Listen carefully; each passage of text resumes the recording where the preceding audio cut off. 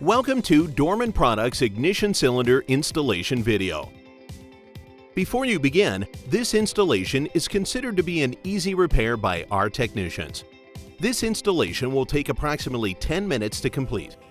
Warning: we recommend disconnecting the negative battery cable before beginning the installation. First, insert the key and turn it to the accessory position. Then, push a paper clip into the access hole and turn it counterclockwise to free the lock from the switch.